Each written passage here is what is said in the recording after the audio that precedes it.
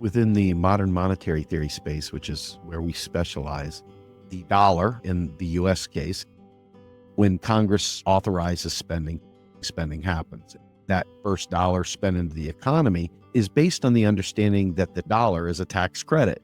So the value from that dollar comes from the tax imposition that drives your need for that currency. And by creating that tax, you in turn create the first unemployed person that has to then in turn go out and get that currency. In this case, this is a way of organizing centrally, of course, and it also provides a bit of a command economy to some extent. If you think about climate change, how would you organize such a thing for an existential crisis like that in a participatory environment? Well, so there's two different questions. How do you do it now? And how would it happen if something came along Yes. and we had a participatory economy? So I want to come back to the how you do it now for a second. Sure. But as far as in a participatory economy, let's think of something. The economy is operating. It's been operating for a long time. It's a participatory economy. And it turns out that an ingredient that we were using that we had no idea would have a harmful effect is having a harmful effect, right? So that would be one way that a crisis might arrive. Another way that a crisis might arrive is there's some sort of natural disaster, and it's a crisis. It's a big disaster. The big earthquake in California happens, really big. I don't think it poses an insurmountable problem. Of course, it's a crisis, and it would require rapid response, etc.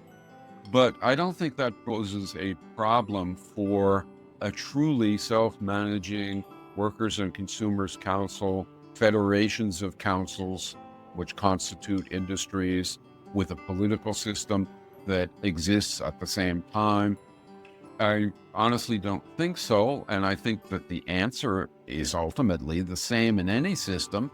You would have to, for example, get rid of the bad ingredient that you hadn't understood before, try and deal with the residual effects of it.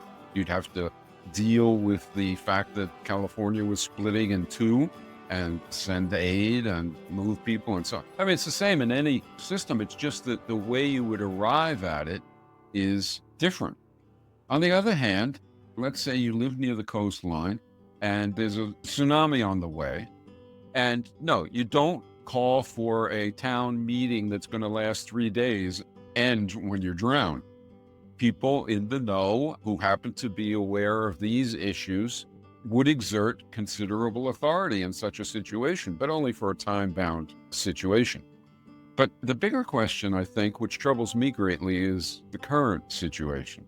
So in the current situation, we have a limited timeline during which we have to engage with the economy and society. Something has to engage with the economy and society in such a way as to prevent essentially Armageddon, an absolutely cataclysmic encroachment on civilization by ecological disasters. And very early in our discussion, you said something about, can we get by without a benevolent dictator? Yes. This is the most specific case I can think of where that question comes into play. During World War II, they had the Manhattan Project. So we had the Manhattan Project. That was ostensibly in a crisis. We needed to offset the possibility that the Germans would first develop the bomb. So this incredibly massive undertaking occurred to research, engineer, produce, and deliver the atomic bomb. Now, set aside whether or not, in fact, it was actually needed and whether or not it, in fact, did any good. There was that project introduced, and it was a project whose scale was major, but not as big as what's needed now. We probably need, even just in the United States, 2, 3, 10 Manhattan Project scaled endeavors to deal with the transformation that's necessary just to save the planet.